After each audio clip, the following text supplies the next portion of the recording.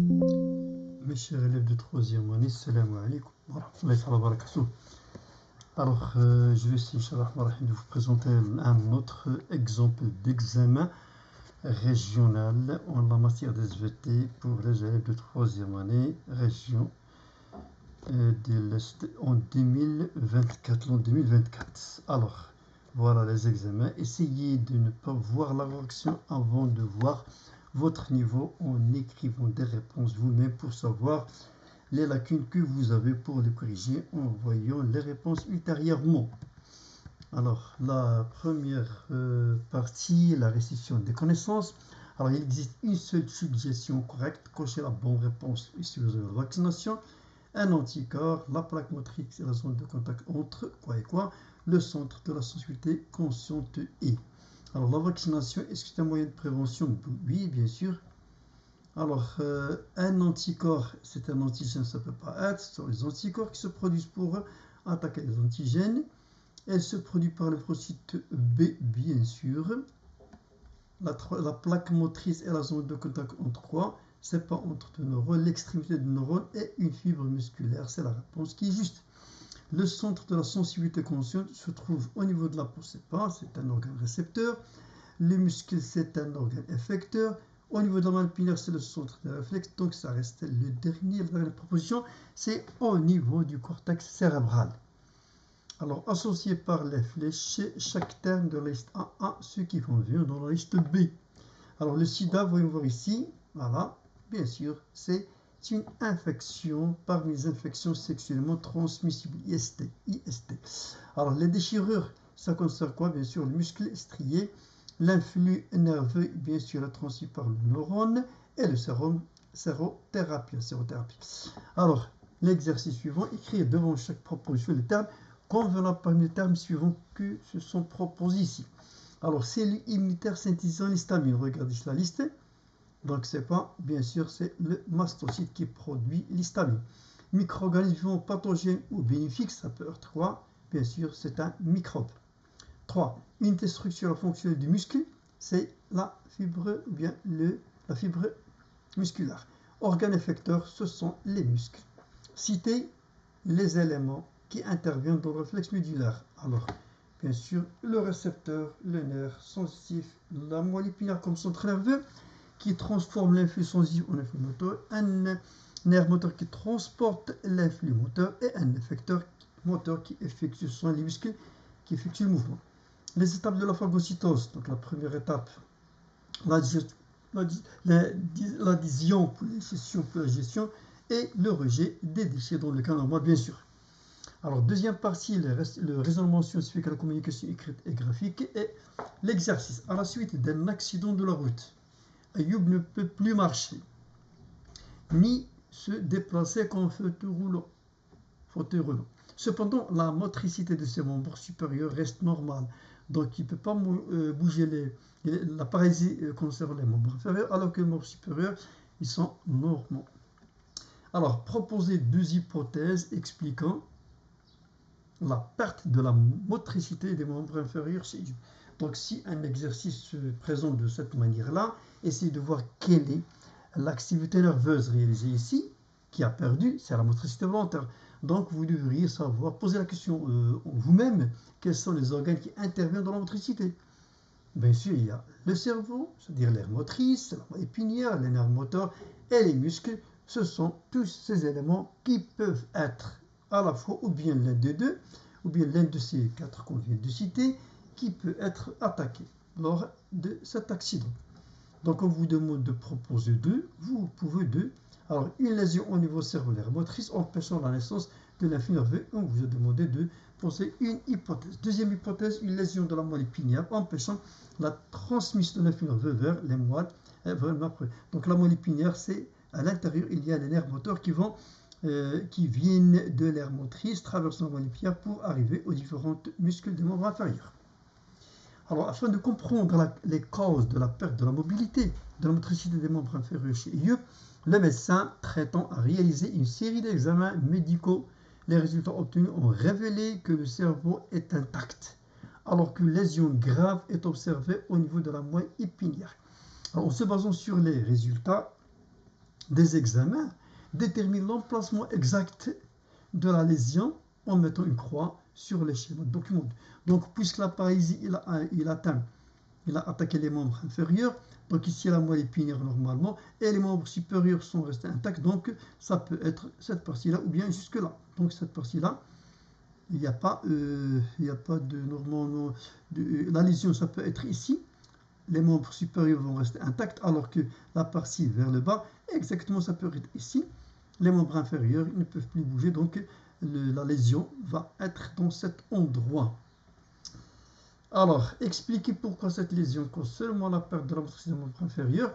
Donc, lorsqu'il y a un mouvement volontaire qui part du cerveau, c'est-à-dire l'aire motrice, traversant la moelle épinière, il ne peut pas traverser pour arriver au membre inférieur. Il y a une lésion ici, donc l'arrivée est impossible de l'influx nerveux vers les membres inférieurs.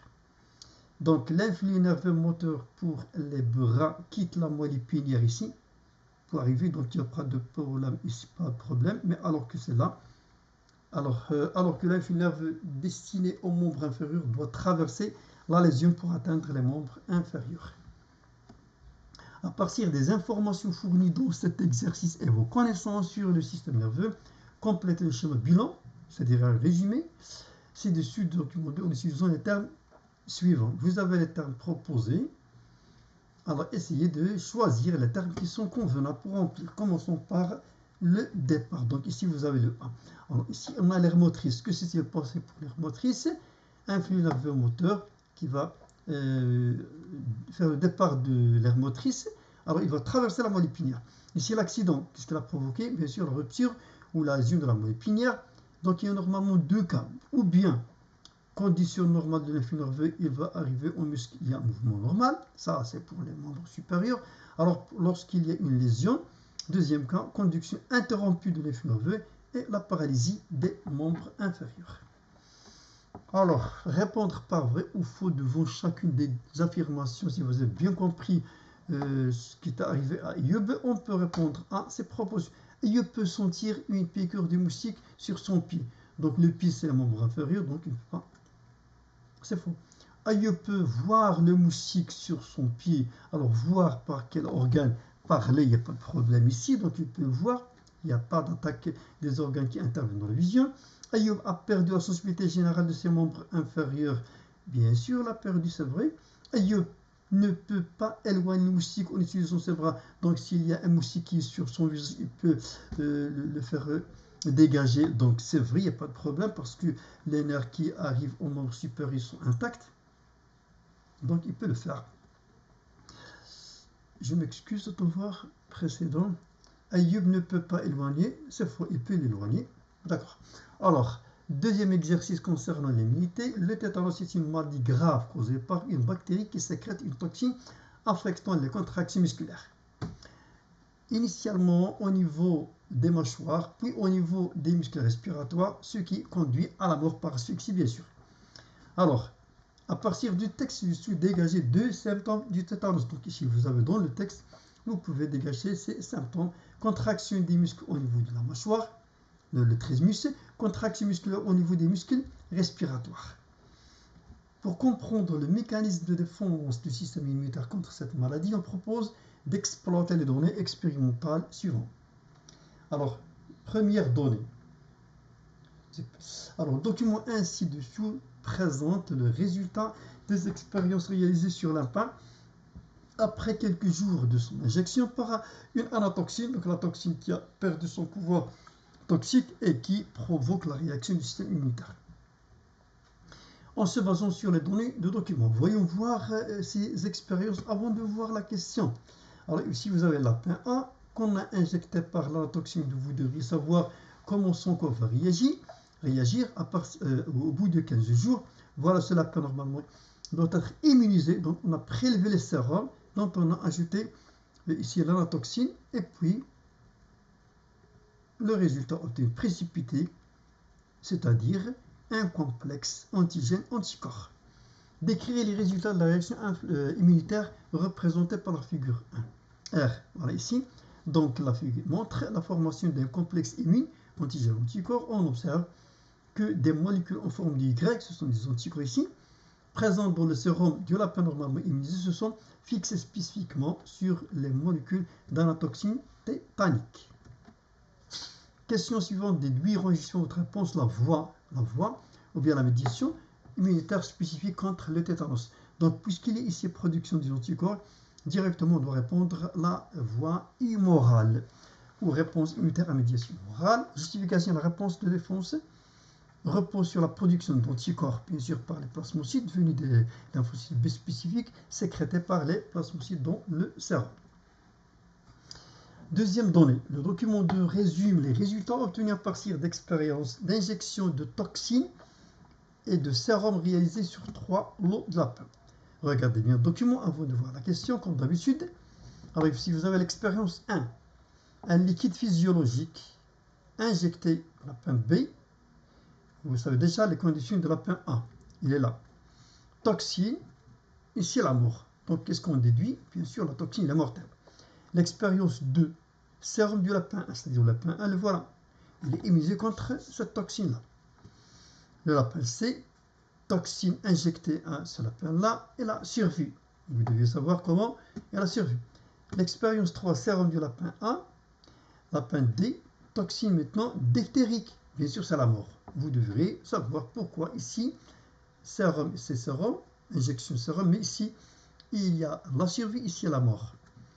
Alors, à partir des résultats du document 2, expliquez la survie du lapin C et la mort du lapin D. Alors, puisque normalement, la survie du lapin C a survécu car elle a reçu le sérum du lapin 1 avant l'injection de la toxine tétanique.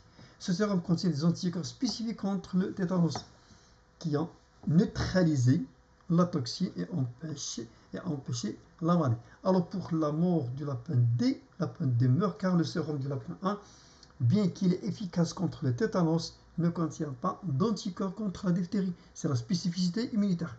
La toxine diphtérique n'a donc pas été neutralisée, ce qui a entraîné la mort de l'animal. Alors, troisième question, déduire la caractéristique de la réponse immunitaire mise en évidence par C. Donc ici, on a injecté un sérum qui contient des anticorps contre le tétanos. Ici, il y a spécificité parce que normalement, lorsqu'on a injecté la toxine tétanique, le corps n'a pas été immunisé. Alors, la réponse immunitaire à médiation immorale est spécifique. Elle ne protège que contre l'antigène ou la toxine pour lequel elle a été développée et non contre d'autres agents pathogènes. Merci de votre attention. Bon courage. J'espère que ça va vous intéresser pour la préparation de votre examen qui s'approche progressivement. Bon courage la prochaine fois, Inch'Allah. Alors,